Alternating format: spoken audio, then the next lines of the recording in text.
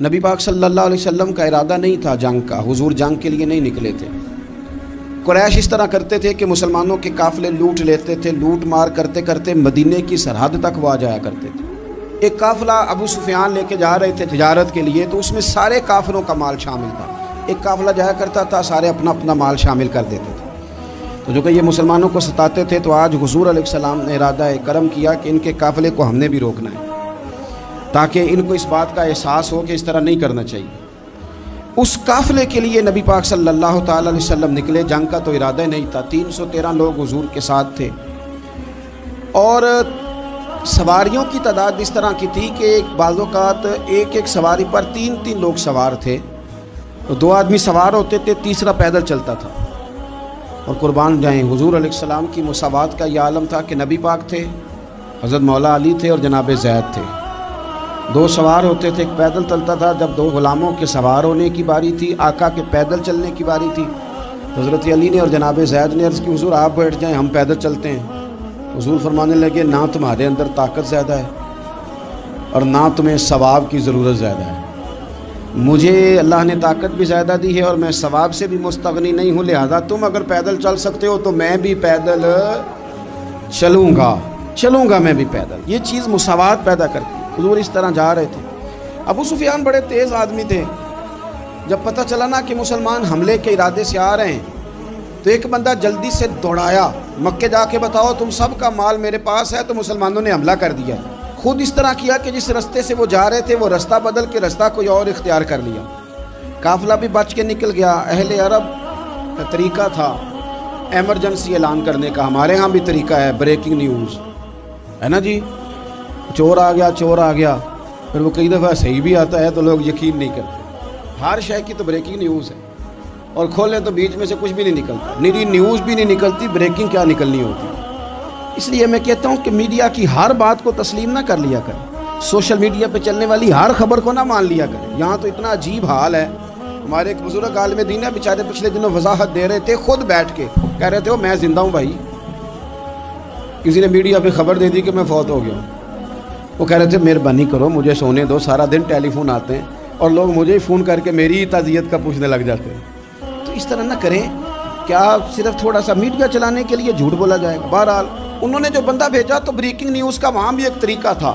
اونٹ کے کان ناک کاٹ دیتے تھے، اپنے کپڑے پھاڑ لیتے تھے۔ اب اونٹ بڑے زور سے چلاتا تھا، جب اس کا ناک کٹ جاتا تھا، اونٹ چلاتا تو لوگ گھروں سے نکل آتے۔ اب وہ جو بندہ ابو سفیان نے بھیجا تھا، اس نے جا کے اپنے اونٹ کے ناک کان کاٹ دیے۔ لوگ دوڑے باہر نکلے، پوچھا کیا ہوا، تو اس نے کہا نکلو تمہارا تو مال سارا لوٹنے لگے مسلمان۔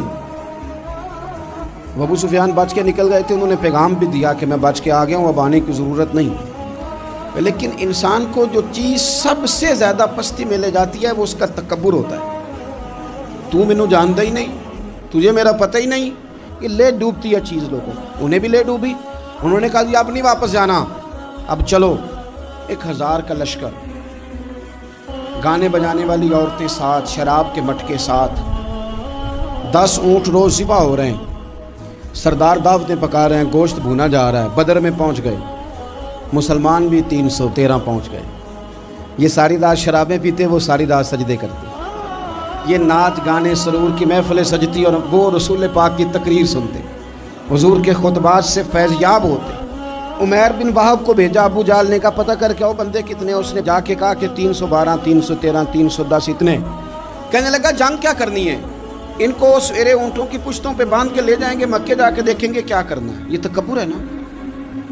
تو عمیر بن وہب کہنے لگا ہیں 312 ہیں 313، میرے اندازے میں 310، لیکن ایک کا بھی واپس جانے کا ارادہ کوئی نہیں۔ میں نے جس کو بھی دیکھا ہے شہادت کی دعا مانگتے دیکھا ہے، ارادہ بڑا پکا لے کے آئے، شہادت ہے مطلوب و مقصود مومن، نہ مال غنیمت نہ کشور کشائی۔ نبی پاک صلی اللہ علیہ وسلم نے جب دیکھا نا کہ وہ تو جنگ کے لیے آن پہنچے ہیں اور ارادہ تو قافلے کا تھا، تو حضور نے صحابہ سے مشورہ کیا۔ نبی پاک علیہ الصلوۃ والسلام نے ہمیں بتایا کہ چیزیں مسلط نہ کرو، ہم نہ اپنا مسلط کرتے ہیں۔ یعنی تراویح پڑھنے والا بندہ دوسروں کو بڑا گھورتا ہے کہ تو کیوں نہیں پڑھتا، بھئی تو پڑھ رہا ہے نا تو اللہ سے دعا کر یہ بھی پڑھے، لیکن اپنا مسلط نہ کر، دعوت دے، تبلیغ کر۔ نفل پڑھنے والا سب کو گناہگار ہی سمجھنے لگ جاتا ہے، عصر کی پہلی 4 سنتے تو کیوں نہیں پڑھتا، تو کیوں؟ بھائی آپ مسلط کریں گے، آپ رائے دیں اور رائے دے کے سائڈ پہ ہو جائیں۔ مسلط کرنے کی تو اجازت نہیں، حضور کا تو حکم چل سکتا ہے نا، چلتا ہے نا۔ لیکن حضور نے بھی صحابہ سے پوچھا بھائی وہ تو لڑنے آ گئے ہیں، اب کیا کرنا ہے؟ تو حضرت صدیق اکبر کہنے لگے حضور کرنا وہ ہے جو آپ نے فرمانا ہے۔ حضرت عمر کہنے لگے حضور تلواروں کو تو زنگ لگ گیا ہے۔ اور جناب علی شیر خدا مرتضیٰ مشکل کشا غل عطا مولا کائنات فرمانے لگے حضور علی اور تلوار یہ تو رشتہ ہی بڑا پرانا ہے، تیاری کریں۔ حضور کا خیال تھا کہ انصار بھی تو بولے نا، یہ تو سب مہاجرین بول رہے ہیں۔ انصار کو جب سمجھ آئی نا کہ اشارہ ہماری طرف ہے تو حضرت سعد بن عبادہ اٹھے، کہنے لگے حضور آپ کا اشارہ ہماری جانب ہے؟ فرمایا ہاں۔ کہا یا رسول اللہ صلی اللہ علیہ وسلم خشکی پہ بھی لڑیں گے اور دریا میں بھی لڑیں گے، حضور انسانوں سے بھی لڑیں گے اور آپ حکم دیں گے تو جنوں سے بھی لڑیں گے۔ وہ بیٹھے تو حضرت مقداد اٹھے اور کمال کر دی، کہنے لگے یا رسول اللہ آپ ہم سے ارادہ پوچھ رہے ہیں؟ ہم کو حضرت موسیٰ کی قوم ہے جو اپنے نبی سے کہہ دیں گے آپ لڑیں اور آپ کا خدا لڑے؟ سونیا ہم آپ کے ساتھ لڑیں گے اور آپ کے قدموں پہ جانیں بھی قربان کریں گے۔ نبی کا حکم ہو تو کود جائیں ہم سمندر میں اور جہاں کو محو کر دیں نعرہ اللہ اکبر میں۔ نہتے 313 بشر شوق شہادت میں نکل آئے تھے میدان میں، محمد کی قیادت میں نہ تیغ و تیر پہ تکیا، نہ خنجر پہ نہ بھالے پر، بھروسہ ہے تو ایک سادی سی کالی کملی والے۔ نبی پاک صلی اللہ تعالیٰ علیہ وسلم نے جذبات سنے تو فرمایا چلو نہ چلیں، پر چھوٹے چھوٹے بچے واپس کر دو۔ ایک چھوٹے بچے تھے عمیر بن ابی وقاص، حضرت سعد بن ابی وقاص کے پائی، زمین پہ لیٹ کے رونے لگے، سونیا میں نے بھی جانا ہے۔ کمپیوٹر کے لیے نہیں رو رہے، موبائل کے لیے نہیں رو رہے، نئی سائیکل کے لیے نہیں، شہادت کے لیے۔ حضور میں لڑوں گا، اب مجھے لے کے تو چلیں۔ یا رسول اللہ میں طاقتور نکلوں گا، لے کے تو چلیں۔ ان کے آنسو دیکھ کے حضور نے فرمایا لے چلو نا ساتھ۔ فطرت مسکرا رہی تھی۔ حضرت سعد بن عبادہ ایک دوسرے سے کہہ رہے تھے ہم سے لڑنے آیا ہے ابو جہل، جس قوم کے بچوں کی شجاعت کا یہ عالم ہے اس قوم میں علی کا کیا حال ہوگا اور امیر حمزہ کا کیا عالم ہوگا؟ یہ ہمارے ساتھ مقابلہ کریں گے یہ لوگ؟ اور چھوٹے اتنے تھے، حضرت عمیر کے تلوار اپنے ہاتھوں سے اپنے گلے میں نہیں لٹکا سکتے تھے، وہ بڑے بھائی نے لٹکائی۔ میدان میں نکلے، حضور علیہ الصلوۃ نے تقریر کی، فرمایا تمہیں پتہ ہے تم کس جنت کی جانب جا رہے ہو؟ وہ جنت ہے جس کی چوڑائی زمین آسمان کے برابر ہے۔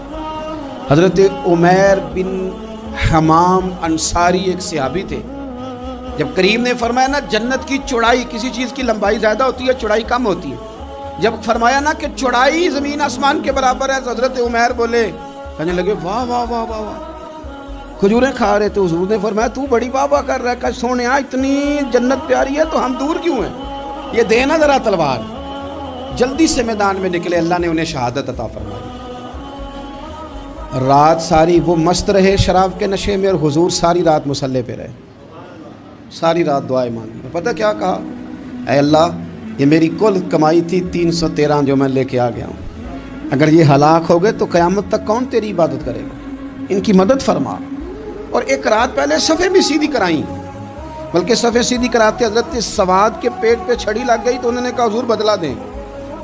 حضور نے کپڑا ہٹایا تو انہوں نے وجود چومنا شروع کر دیا۔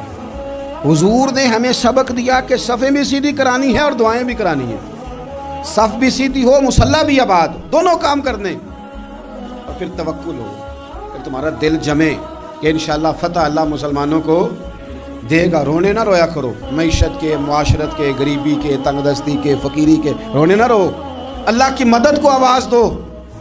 ہم نے وہ لوگ بھی دیکھے ہیں بیچارے جو نہ اسلامی معیشت پہ بات کرتے ہیں، نہ معاشرت پہ، نہ اخلاقیات پہ، اور جب بھی بات کریں گے کہیں گے حضور کو تو علم ہی کوئی نہیں تھا، کاری کچھ نہیں سکتے، مجبور محض تھے معاذ اللہ۔ یہ تقریریں کریں گے۔ یہ مسلم شریف کی حدیث ہے، کوئی اختلاف والی بات نہیں، پر بعض اوقات نا دل کو تکلیف ہوتی ہے کہ یار اس طرح کی باتیں کیوں کرتے ہو؟ یہ مسلم ہے۔ حضرت انس بن مالک فرماتے ہیں ایک رات پہلے حضور نے چھڑی پکڑی اور میدان بدر میں جا کے فرمایا، لکیر کھینچ کے فرمایا یہاں ابو جہل مرے گا، یہاں عتبہ مرے گا، یہاں شیبہ، یہاں ولید مرے گا۔ حضور نے لکیریں کھینچی۔ فرماتے ہیں باقی لوگ جنگ لڑ رہے تھے اور میں چپ کے لکیریں بھی دیکھ رہا تھا کہ حضور نے لگائی تھی۔ فرماتے ہیں اللہ کی عزت کی قسم کوئی کافر 1 انچ بھی ادھر ادھر نہیں ہوا، جہاں نبی پاک نے لکیر لگا دی تھی وہیں مرا ہے۔ یہ شان اللہ نے حضور کو دی ہے، حضور کے علم مبارک کا یہ کمال ہے۔ نہ اس طرح کی باتیں کریں جس سے امت تقسیم ہو۔ سویرے جنگ شروع ہوئی، صبح 3 کافر میدان میں نکلے، عتبہ، شیبہ اور ولید، 3 انصاری مسلمانوں کی جانب سے مقابلے میں نکلے۔ لیکن وہ تکبر جو ہوتا ہے نا وہ جان چھوڑتا نہیں۔ تو ولید کہنے لگا، عتبہ شیبہ کہنے لگے ہم نے نہیں ان سے لڑنا، یہ تو ہمارے پائے کے ہی نہیں، پھر قریش میں سے بھیجو، قریش میں سے۔ آپ نے کون سا ناراض ہونا ہے؟ ویسے چودھریوں کے بچے، سیٹھوں کے بچے کچھ بھی نہیں کر پاتے، کیونکہ ساری زندگی لوگ چودھری صاحب کہہ کے دماغ ہی نہیں ٹھیک ہونے دیتے، وہ رہ جاتا ہے کام سے ہی۔ میرے حضرت صاحب فرمایا کرتے تھے، میرے استاد جی، کسی گھر میں علم چلا جائے تو کئی دفعہ نکل آتا ہے، لیکن کسی گھر میں پیری مریدی چلی جائے وہ نہیں نکلتی، کیونکہ پیر کا بیٹا جس طرح کا بھی ہو لوگ پیر مان ہی لیتے ہیں۔ اور اسی طرح کسی گھر میں چودراہٹ چلی جائے تو وہ بھی باہر نہیں آتی۔ بچوں کو لوگ چودھری کہہ دیتے ہیں، اس بیچارے کا بھی دماغ خراب ہوتا ہے، کچھ کر ہی نہیں پاتا۔ یہ چودراہٹ ہر جگہ مصیبت کھڑی کرتی ہے، اللہ ماشاءاللہ۔ ولید کہنے لگا ہم نے نہیں لڑنا، یہ ہمارے پائے کے بندے پہ جو انصاریوں سے لڑے۔ تو فطرت مسکرا کے کہہ رہی تھی لگتا ہے تمہارا جلدی مرنے کا ارادہ ہے، ٹھیک ہے۔ پھر نبی کریم نے فرمایا ٹھیک ہو گیا، چلو۔ ابو عبیدہ بن جراح اٹھے، حضرت عبیدہ اٹھے، حضور نے فرمایا اب اللہ کا شہر امیر حمزہ اٹھے، حضرت امیر حمزہ اٹھے۔ تیسرے نمبر پہ حضور نے فرمایا یا علی یکم، علی اٹھنا جار ذرا نکلنا میدان میں۔ دیواریں ہلتی رہتی ہیں اور در کانپ جاتا ہے، علی کا نام سن کے اب بھی خیبر کانپ جاتا ہے۔ حضرت علی شیر خدا رضی اللہ تعالیٰ مولا کائنات اٹھے، حضرت امیر حمزہ اٹھے، حضرت عبیدہ اٹھے۔ عتبہ کے مقابلے میں گئے، حضرت امیر حمزہ قتل کیا اپنے دشمن کو۔ شیبہ کے مقابلے میں گئے حضرت عبیدہ، لیکن حضرت عبیدہ بوڑھے تھے، اس نے ان پہ حملہ کیا، ان کا پیر کاٹ دیا۔ حضرت علی نکلے ولید کے مقابلے میں، 2 ہی ضربیں لگائیں، ولید کا سر کاٹ کے حضرت عبیدہ کی مدد کو بھی پہنچ گئے حضرت علی، اس کو بھی قتل کیا۔ پھر حضرت عبیدہ کو اپنے کندھوں پہ اٹھایا، نبی پاک کی بارگاہ میں لائے، انہوں نے حضور کے قدموں کو چوم کے کہا حضور مجھے شہادت ملی کہ نہیں ملی؟ تو نبی پاک نے فرمایا رب نے تمہیں شہادت کا درجہ دے دیا۔ اب میدان میں جہاد شروع ہوا، لڑائی شروع ہوئی، لوگ نکلے۔ حضرت زبیر بن عوام بھی برچھی لے کے، ایک کافر نکلا، آس اس کا نام تھا، وہ سارا لوہے کا لباس پہن کے آ گیا، صرف آنکھیں نظر آ رہی، بڑے مسلمانوں کو زخمی کر رہا تھا، اب کیسے لڑیں اس کے خلاف؟ تو حضرت زبیر بن عوام کے ہاتھ میں برچھی تھی، بس آنکھیں نظر آ، اتنی زور سے اللہ اکبر کہہ کے برچھی ماری نا کہ اس کا آپ نے گلا ہی کاٹ کے رکھ دیا، ہر چیز اس کے دماغ سے باہر نکل آئی، زمین پہ تڑپا۔ وہ برچھی اتنی پسند آئی نبی پاک کو۔ حضور کو صرف تسبیح پسند نہیں آتی، برچھی بھی پسند آتی۔ حضور کو صرف تلاوت والا مومن نہیں، جہاد والا بھی پسند آتا ہے۔ اصل پتہ مسئلہ کیا ہے کہ مسلمان نا ایک چیز دیتے ہیں پھر اسی کا شکار ہو، دوسری کو چھوڑ دیتے ہیں۔ دین ہمہ پہلو ہے، آپ سجدے کی بات بھی کریں، جہاد کی بھی کریں، دونوں دین ہیں۔ اور یہ یاد رکھیں کہ اسی سے مسلمان مضبوط ہوتا ہے۔ حضور کو برچھی اتنی پسند آئی کہ آپ کو بخاری میں ملے گا، نبی پاک نے برچھی لے کے بطور یادگار کے اپنے پاس رکھ لی، پھر وہ برچھی حضرت صدیق اکبر کے پاس رہی، پھر وہ برچھی حضرت عمر کے پاس رہی، پھر حضرت عثمان کے پاس رہی، پھر مولا علی کے پاس رہی۔ میں ان لوگوں کو کیا کہوں جنہوں نے مکے مدینے میں نبی پاک کی یادیں مٹا دی ہیں۔ سونے نے تو صحابہ کی یادگار تلواریں بھی سنبھال کے رکھی، اور تم نے حضور نے جس کنویں سے پانی پیا تھا وہ کنواں ختم کر دیا، تم نے جہاں حضور نے غسل کیا تھا وہ جگہ ختم کر دی۔ کیا بات کرتے ہو صاحب، وہ جگہیں تو ہمارے لیے چومنے کے لائق تھیں، اور آنے والی نسل کو وہاں عقیدت کے پھول برسانے تھے۔ تم نے کیا سلوک کیا؟ جنگ آگے بڑھی، تلواریں چمکی، 2 چھوٹے بچے، او نوجوانوں خدا را واپس لوٹو اپنے دین کی طرف، 2 چھوٹے بچے۔ اور یہ اس طرح کے لفظ ہیں، مجھے کہہ لینے دو وہ دیسی تھے، مجھے کہہ لینے دو پینڈو تھے۔ وہ 2 بچے آ کے حضرت عبد الرحمن ابن عوف سے پوچھتے ہیں، کہتے ہیں چاچا جی ابو جال کدھر ہے؟ یہ لفظ ہیں حدیث میں، چاچا جی، چاچو کدھر ہے ابو جال؟ تو کہتے ہیں میں نے ہاسکی کا پتر، تم نے کیا کہنا ہے؟ تو چھوٹے والے کو باتیں بھی صحیح نہیں کرنے آتی تھی، کہنے لگا چاچا اسے مارنا ہے۔ کہا کیوں مارنا ہے؟ کہا اس لیے کہ ہم نے سنا ہے وہ ہمارے نبی کو برا کہتا ہے معاذ اللہ۔ کہا تم اگر نام مار سکے تو چھوٹا کہہ رہا ہے، کہتا نام مار سکے تو مریں گے تو صحیح نا حضور کے نام پہ۔ حفیظ جلندری کہتے ہیں وہ کہہ رہا تھا مریں گے یا ماریں گے اس ناری کو، سنا ہے گالیاں دیتا ہے وہ محبوب باری کو، معاذ اللہ حضور کو برا کہتا ہے۔ میدان میں آئے دونوں، زور زور سے تلواریں ماری، گھوڑے سے گرا لیا ابو جہل کو۔ حضرت معاذ جو تھے بڑے والے، ان کا بازو کٹ گیا، تھوڑا سا گوشت سا لٹک رہا تھا۔ یہ نرم و نازک بچے ہمارے، یہ میدانوں میں کام کریں گے؟ جن کو تھکاوٹ ہوتی ہے، جو پیناڈال کی گولی کھا کے سوتے ہیں رات کو، بازو لٹک رہا تھا۔ حضرت معاذ نے اس پر اپنا پیر رکھا، جھٹکا دے کے اتار دیا۔ حضرت عبداللہ ابن مسعود کو کہا، انہوں نے گردن کاٹ دی ابو جہل کی۔ دونوں تلواریں لے کے حضور کے پاس گئے۔ چھوٹا کہتا ہے حضور میں نے مارا ہے، بڑا کہتا ہے حضور میں نے مارا ہے۔ کہتا ہے نہیں تو پیچھے تھا، میں نے مارا ہے۔ وہ کہتے نہیں تو بعد میں آیا تھا، میں نے مارا ہے۔ فرمایا تلواریں دکھاؤ نا۔ جب تلواریں دکھائیں تو حضور فرمانے لگے تم دونوں نہیں مارا ہے، برابر کا ثواب ہے۔ جس کا بازو کٹا تھا کریم رسول نے فرمایا ادھر لانا بازو۔ وہ بازو لائے، حضور نے اسی جگہ رکھ کے نا دوبارہ لعاب دہن لگایا۔ حضرت معاذ حضرت عثمان غنی کے زمانے تک موجود رہے۔ فرماتے ہیں کٹنے سے پہلے طاقت کم تھی، جب حضور نے جوڑا ہے تو طاقت پہلے سے زیادہ ہو گئی ہے، پہلے سے زیادہ ہو گئی ہے طاقت۔ کہتے ہیں کہ نبی پاک سید عالم صلی اللہ علیہ وسلم کی خدمت میں حضرت عکاش آئے، کہنے لگے سونیا میرے جذبات کنٹرول میں نہیں آ رہے، میں ان بے ایمانوں کے گلے کاٹوں گا، پر میرے پاس تلوار ہی کوئی نہیں، کوئی تلوار ہو تو ماروں نا۔ ایک درخت کی جڑ تھی، ٹہنی تھی، حضور نے یوں کر کے کھینچی، فرمایا یہ لینا تلوار۔ کہتے ہیں وہ حضور کے ہاتھوں میں ٹہنی تھی، میرے ہاتھوں میں آتی گئی اور تلوار بنتی گئی۔ پھر اس سے کافر کاٹے حضور کے معجزات۔ 5000 فرشتہ بھیجا اللہ نے جنگ بدر میں۔ کتنے؟ یہ میں نے بات اس لیے بیان کی ہے کہ اقبال نے ایک مشورہ دیا، کہتے ہیں تو فضائے بدر تو پیدا کر، فرشتے تیری نصرت کو اتر سکتے ہیں گردوں سے، کتار اندر کتار اب بھی۔ اقبال کیوں ایسا کہہ رہا ہے؟ تو اقبال کہتے ہیں اس لیے کہ آج بھی ہو اگر ابراہیم کا ایمان پیدا تو آگ کر سکتی ہے اندازے گلستان پیدا۔ 5000 فرشتہ آیا۔ مجھے تو لگتا ہے فرشتوں نے بھی دعا کی تھی کہ یا اللہ ہم تیرے نبی کی قیادت میں لڑنا چاہتے ہیں۔ فرشتے آئے، سپر پاور تھی روما، بڑی طاقتور سمجھتی تھی، ایران، روم، یہ کیسر و کسرا، بڑی طاقتیں تھیں۔ عرب کے لوگ تو بوریا نشین تھے، صحراؤں میں نکل کے انہوں نے الٹ پلٹ کے نہیں رکھ دی سارا کچھ۔ علامہ اقبال سے کسی نے پوچھا تھا کہ مسلمان دوبارہ سے کبھی میدانوں میں آئیں گے؟ تو اقبال کہنے لگے ہاں ہاں ضرور آئیں گے، آئیں گے، یہ نکلیں گے۔ کیا کس طرح؟ کہنے لگے میں نے فرشتوں سے سنا ہے،